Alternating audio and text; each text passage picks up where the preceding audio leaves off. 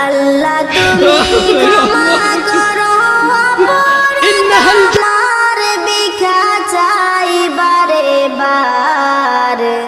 আল্লাহ তুমি ক্ষমা করো অপরাধ আমার।